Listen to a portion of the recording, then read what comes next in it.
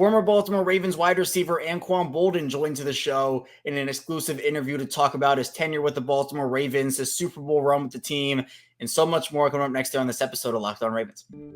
You are Locked On Ravens, your daily Baltimore Ravens podcast, part of the Locked On Podcast Network, your team every day.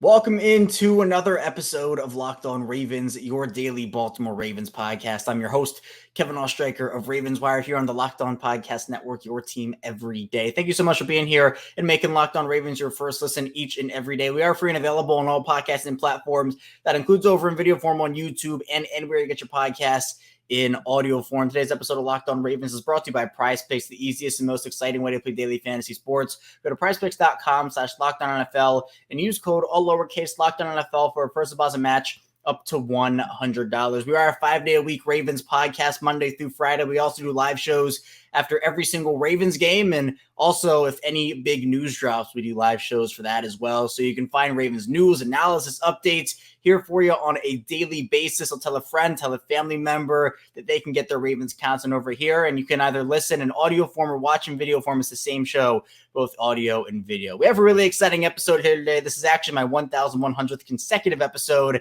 And so the fact that this is an exciting episode, it's double exciting because one, it's a milestone for me, but two, we have an exclusive interview with former Baltimore Ravens wide receiver and Super Bowl champion Anquan Boldin. I had the pleasure of going down to the Courtyard Marriott in downtown Baltimore and interviewing Anquan in the ultimate Baltimore Ravens fan room over there. And it's great. I mean, the room it has these closets that are lockers and it's decked out in Raven stuff. And Anquan and I talked about his Ravens tenure, his Super Bowl run with the team.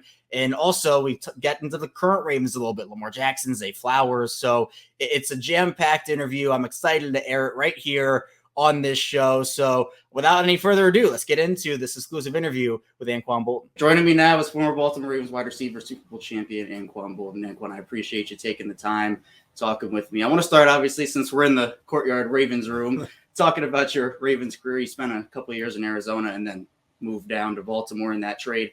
Can you tell me how it was an adjustment for you, kind of taking, being so long in Arizona and then going down to Baltimore, what the organization told you about what your role was going to be and how that early transition was?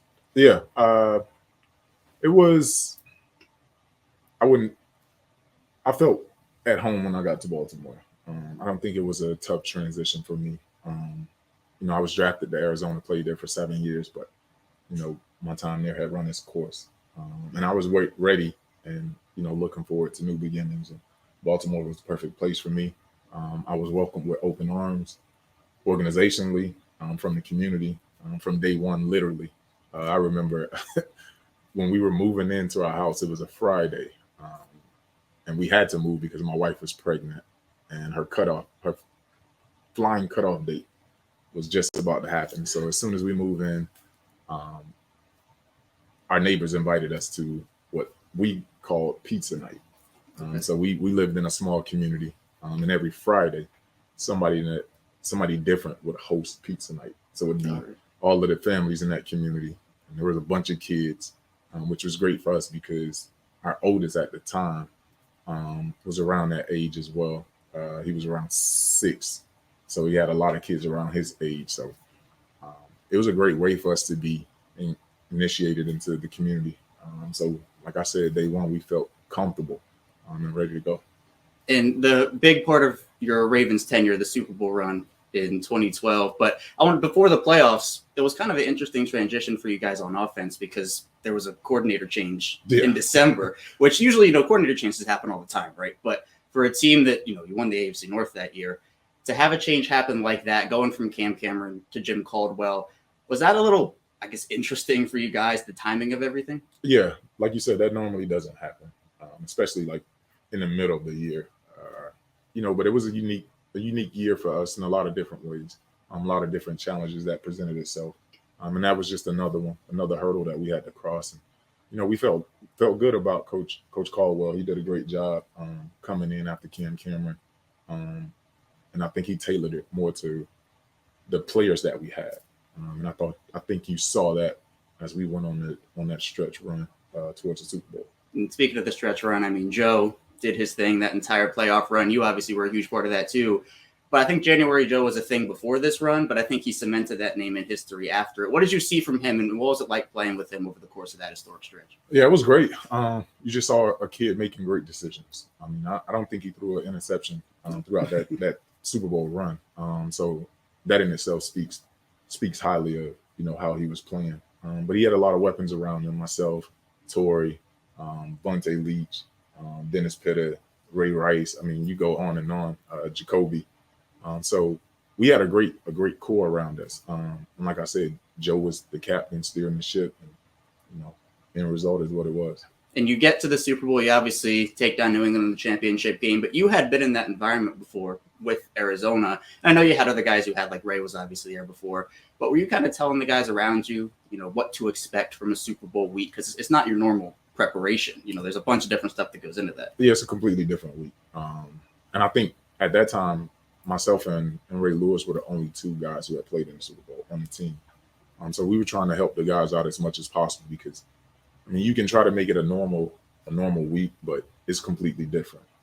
You're in a new environment, practicing at new facilities, all of those. And for us, I mean, we actually started out at Tulane, but we didn't like the conditions at Tulane, so we ended up practicing at the Saints facility, but we had to wait until after the 49ers got done with their day because they had, first right. So it was a crazy week, but, we adjusted and made things work in our favor. Can you kind of go into detail of what that Super Bowl blackout was when the lights go down? What are you kind of thinking there? Because there's a huge break. You got to get ready to play essentially another game. Yeah, and that was the message. Forget what's happening right now. And I mean, it was kind of indicative of the season that we had.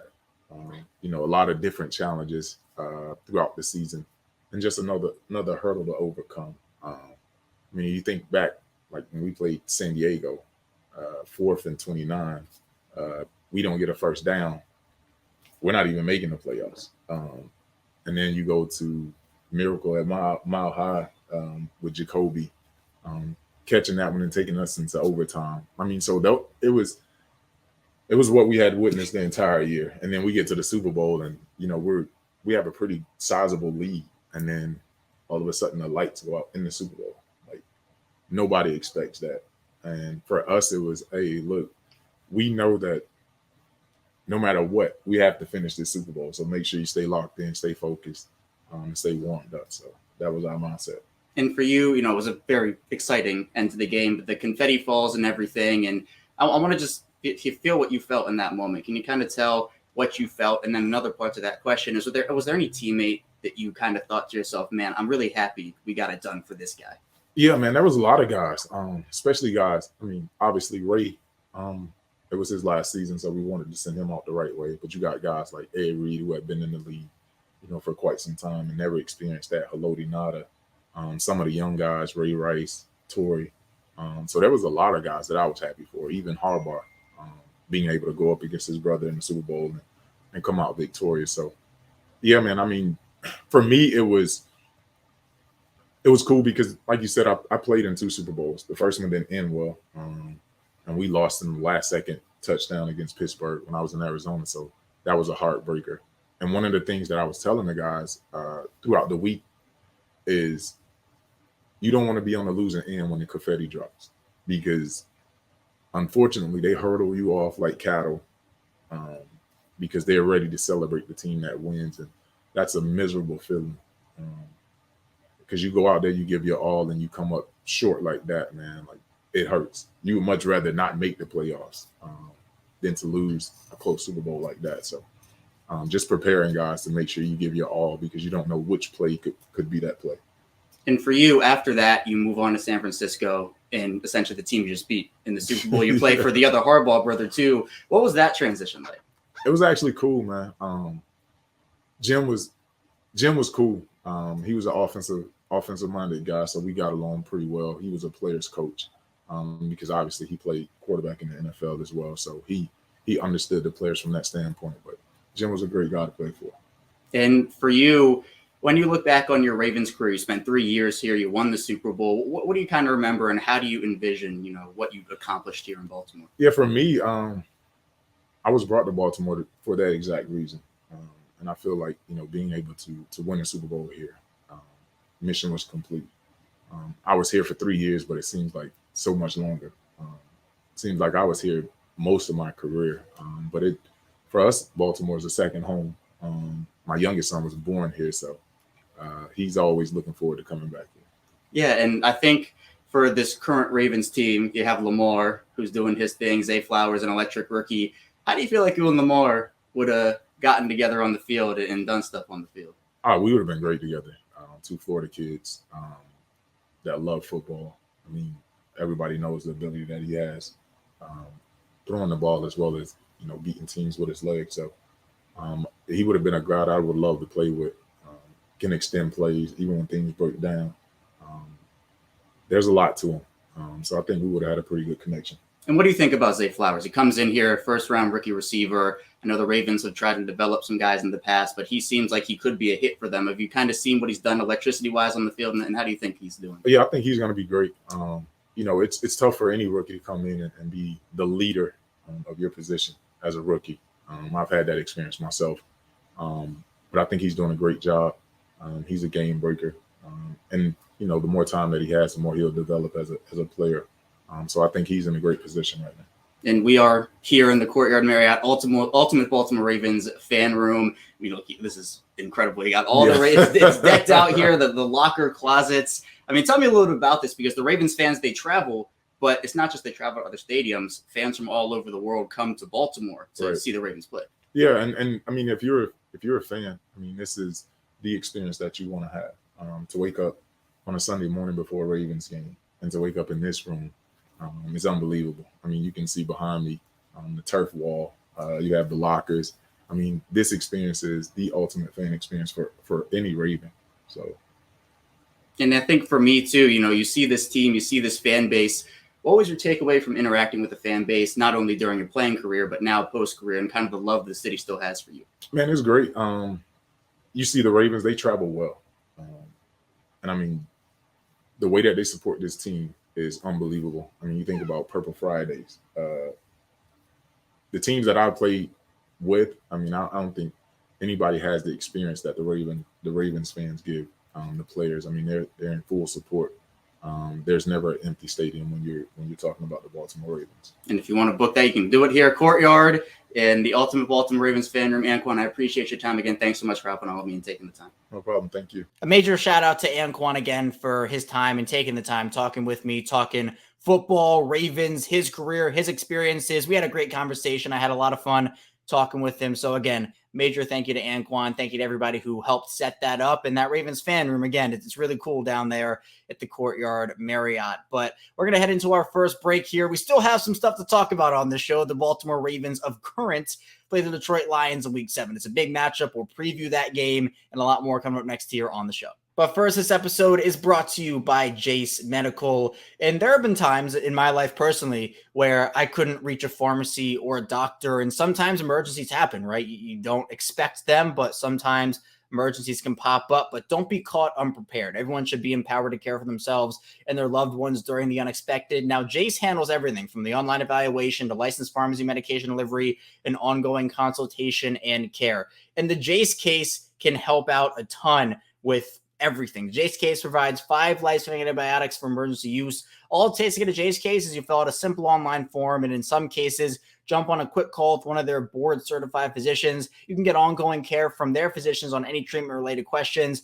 Doctor-created, doctor-recommended, and Jase Medical now offers customizability for your Jase case with dozens of add-on medications. You can choose medications that best fit you and your family's unique needs as well. And again, the Jase case is personalized. So it's a personalized emergency medication kit that contains those 5 essential antibiotics to treat the most common and deadly bacterial infections. And again, that customization is key. You can customize that case and add additional life-saving medications based off of you or your family's unique needs. Go to jasemedical.com, enter code LOCKEDON at checkout for a $20 discount on your order. That's promo code LOCKEDON at JASEmedical.com. And this episode is brought to you by FanDuel Sportsbook. And snap into action this NFL season with FanDuel, America's #1 sportsbook. Right now, new customers get $200 in bonus bets guaranteed when you place a $5 bet. That's $200 in bonus bets, win or lose. If you've been thinking about joining FanDuel, there's no better time to get in on the action than now. The app is super easy to use. There's a wide range of betting options, too, that include spreads, player props, over-unders,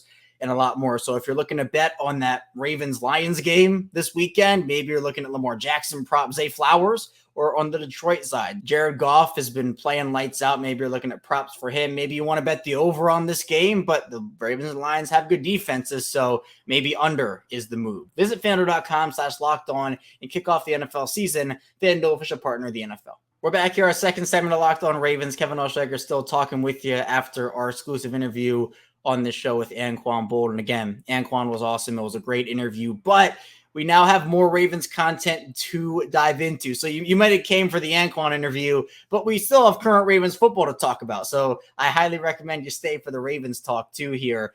Is the Ravens will face off with the Detroit Lions in week 7. It is probably, it's very arguable. It's their biggest test of the season. The Lions are playing incredible football right now, 5-1 on top of the NFC North. Baltimore on top of the AFC North at 4-2.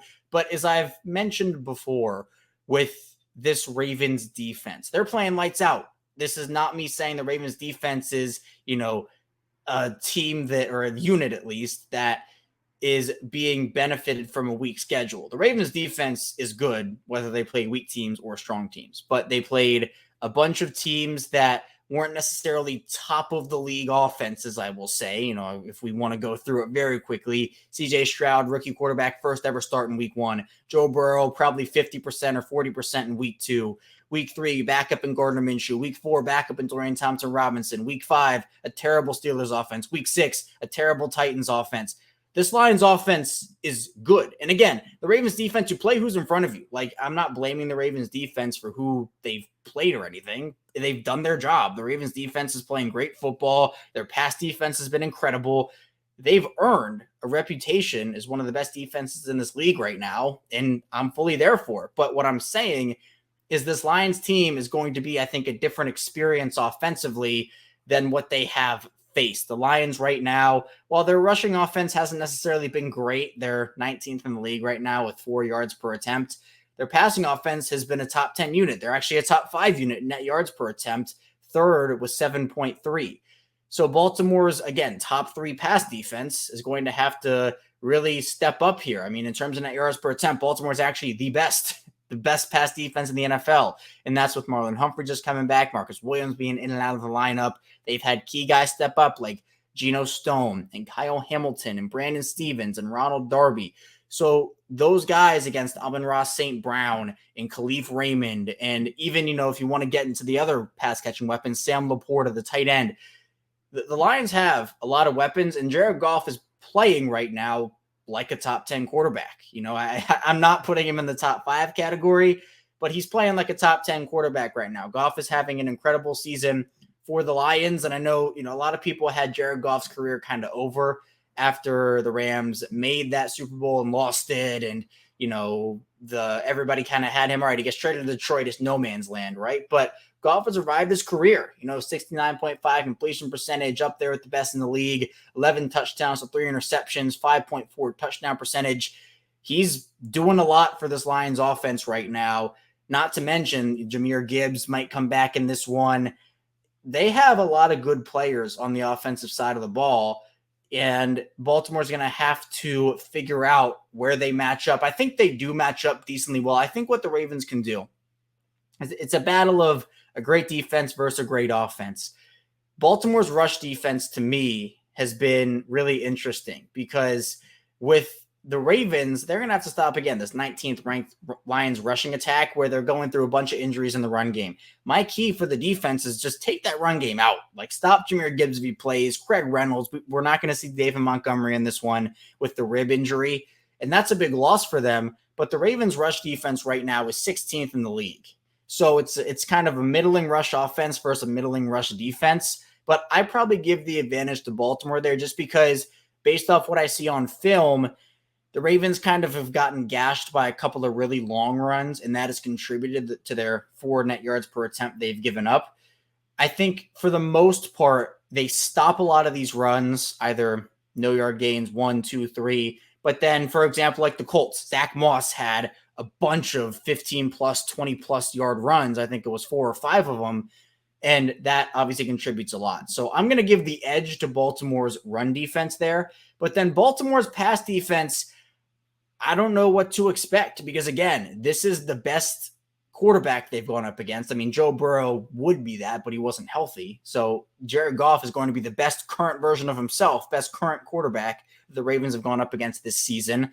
Marcus Williams, he's probably not going to be available in this one. I'd be very shocked if he was. 2 straight did not practices for him on the injury report. We'll get to that soon. But can Brandon Stevens hold up against an Amon-Ra St. Brown? And, I'm not saying the Ravens haven't played good wide receivers this year. I mean, they have. They played that trio in Cincinnati. They played George Pickens, and they played a bunch of other good guys. But to me, St. Brown is one of the better receivers in this league. Not saying he's the best. Probably he's not even the best wide receiver the Ravens have faced this season, but he's up there. He's up there. He's really, really good. So at this point, you're going to have to, again, can Geno Stone continue to step up? Kyle Hamilton coming back, what's he going to be able to do? He's been one of their best defenders this year outside of Roquan Smith and Patrick Queen, who are playing lights out football. But that's where I think it can come into handy. Like Kyle Hamilton, Roquan Smith, Patrick Queen, being able to cover Sam Laporta and kind of take him out. The Ravens have historically had some troubles stopping tight ends and running backs out of the backfield, but Roquan Smith has that coverage ability, and we've seen that over the course of the season. So I'm going to be really interested to see how the Ravens match up with this Lions offense. Now, the Ravens offense versus the Lions defense. This is also going to be super interesting because the Ravens, they're a middling-ish offense. They're 14th in passing and 12th in rushing this year. You go to Detroit, though. Detroit has an incredible run defense. Detroit has the second best rush defense in the NFL, but it's not just their rush defense. They're the 6th best passing defense in the league. This Lions defense is no joke. They might be getting Brian Branch back in this game, who played incredible football for them as a rookie before going down and having to miss some time. But the Lions have gone through a bunch of injuries. They lost C.J. Gardner-Johnson for the season pretty early, but Aiden Hutchinson is balling out over there. Alex Anzalone's playing great football for them as kind of the middle linebacker core there. Derek Barnes, Jerry Jacobs is having a year there too. They have a bunch of different players who are playing really well for them. And again, these aren't necessarily names that, are going to be household. Like John Paschal, Isaiah Buggs, they're contributing though, like Benito Jones, Cam Sutton, who they signed over from the Steelers. They have a bunch of good players here, but Hutchinson has been kind of their pass rush. Like he has been most of their pass. They have a bunch of guys with 1 sack, 2 sacks, but Aiden Hutchinson has 4.5, and he is a disruptor. He's someone that you gotta account for in this Lions defense. And they also have Ravens legend Khalil Dorsey playing for him too. He's racked up some snaps for him. But to me, this is a big test for the Ravens offense because we've seen them struggle with consistency. And this Lions defense, they're going to be one of the tougher defenses the Ravens have played. I mean, Cleveland was really tough. Pittsburgh always gives the Ravens some issues, but this Lions defense is top 10, both rushing and passing. There are going to be some big step-up moments for this Ravens team, and I'm honestly excited to see if they can step up to the test because I think we can take away a lot from this game, not saying that, the game's going to be the season's going to be determined by this one game, but it's a good testing point to where this team is right now because I think, especially with the defense, we've seen them go up against a bunch of not so wonderful offenses. This is a top 5 defense in my opinion, regardless, but I think we're going to see how really good they are against this Lions offense. And then with the Ravens offense, this will be one heck of a spot to get a huge win, a huge offensive, consistent 60-minute performance. I don't necessarily bet on that happening, but if it were to happen, it'd be a big confidence booster, not only for the team, but I think for a fan base that's looking for positives on that offensive side of the ball outside of Lamar Jackson and Zay Flowers and Mark Andrews. We're coming up in the final part of the show. We'll talk about Baltimore's big stretch coming up, talking about this Lions game and what is upcoming for them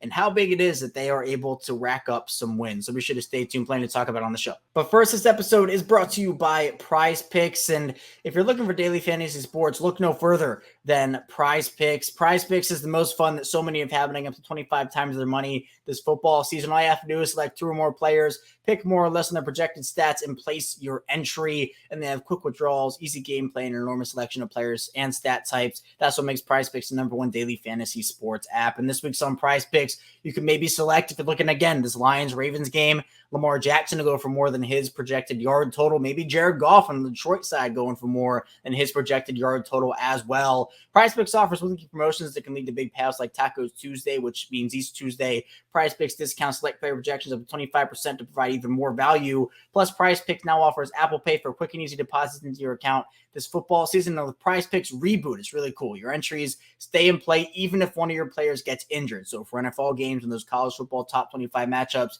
if you have a player who exits the game in the first half and doesn't return in the second, that player is rebooted. PrizePicks is the only daily fantasy sports platform with injury insurance.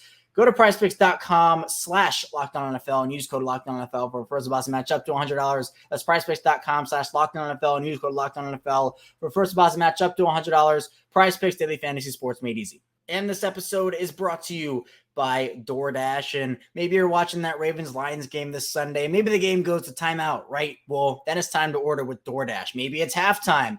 That is ordering time. Maybe it's a 2-minute warning. Hey, you got it. That's your cue to order on DoorDash. And whenever the game clock stops, that is the time to order with DoorDash. You can order pizza, wings, soda, burgers, or even just buns on DoorDash and get it all delivered without missing the game. Or you could go and order chips, dips, nachos, everything you need to make your own nachos on DoorDash and get it all delivered also without missing the game. And you can even do all your favorite restaurants and stores, from retail to grocery. Those are all in the app as well, so you can shop everything you need to get game day ready. Get 50% off up to $10 value when you spend $15 or more on your first order when you download the DoorDash app and enter code LOCK23. Subject to change, terms apply. That's 50% off up to $10 value when you spend $15 or more on your first order when you download the DoorDash app and enter code LOCK23. Subject to change, terms apply. Again, don't forget to use code LOCK23 for 50% off up to $10 value on your first order when you download the DoorDash app and spend $15 or more, subject to change, terms apply. We're back here, our final segment of Locked On Ravens, Purple Friday edition. Kevin Osheiker still talking with you before the Ravens'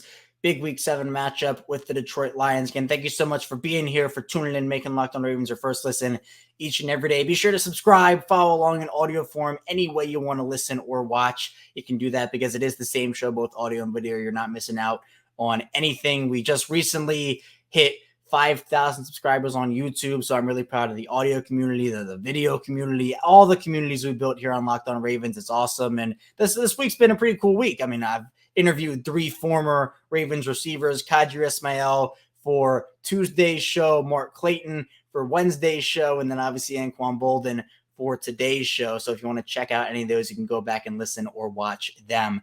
But Baltimore has a big stretch coming up, especially starting here in this Week 7 game with the Lions, which I've said multiple times is Baltimore's biggest test. And I think should tell us a lot about a lot of the team, the offense, the defense, the coaching staff, even special teams. We're going to see how this Ravens team goes up against a really good one in the Detroit Lions. But it's not just this week that I'm looking towards. I think that this has to be a stretch where the Ravens rack up a lot of wins. And I'm not saying that's because, the Ravens are going to lose all their late season games. But this is a team that's let a couple of big wins slip through the cracks. The Week 3 win against the Colts, that was a loss, and then the Week 5 Steelers game, which was a loss as well. We could argue this team should be 5-1 or 6-0, but look, they're a 4-2 football team. That's what they are. They have played to that record, and they have earned that record. But looking at the Ravens' schedule, this is the Week 7 game, but then you have a game against the Arizona Cardinals, who have been a lot more competitive than people anticipated them to be, and maybe they get Kyler Murray back. Maybe they don't. Week 9 is going to be Seattle. That game is going to be maybe a little tougher than some people anticipate. Week 10 is Cleveland. Week 11 is Cincinnati. And then you start to get into these late November, early December games. The Ravens have the bye really late. It's that Week 13 bye. So it'll give them an opportunity to rest up a little bit before that pretty brutal stretch at the end where they have to play the Los Angeles Rams, who again have been more competitive than some people have anticipated them to be, then Jacksonville, San Francisco, Miami, and Pittsburgh. Those last 4 are brutal. They are brutal games. The Ravens, they're going to have to play some of their best football in December, because in early January, because those games are going to be tough, hard fought, physical, cold games as well.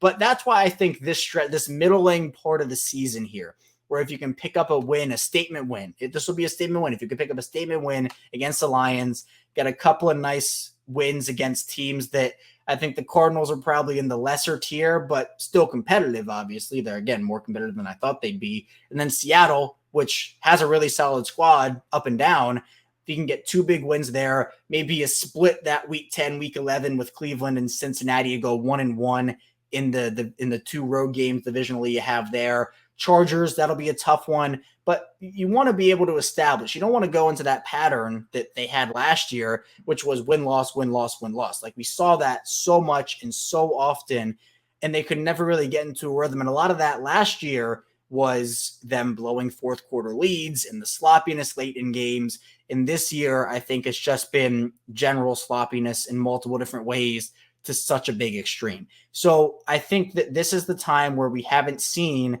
that consistency from the Ravens offense. But if the Ravens want to be competitive, it's going to have to come eventually. And I still have confidence it can be, right? I'm not saying that just because they haven't been this incredible top offense in every category through 6 weeks, the season's over and the offense is doomed. That's not what it is whatsoever. Lamar is still playing really good football. Zay Flowers has come on and been an electric player for them and been a really good player for him. Mark Andrews is still Mark Andrews. We've seen good offensive line play from Tyler Linderbaum and, a couple others here and there. I know the offensive line is a little bit of a concern point right now, but there's still the trade deadline. I'm curious to see how the Ravens end up maneuvering around that and who they add. We'll continue getting into that over the course of the next week or so before it pops up on Halloween. But there is still time.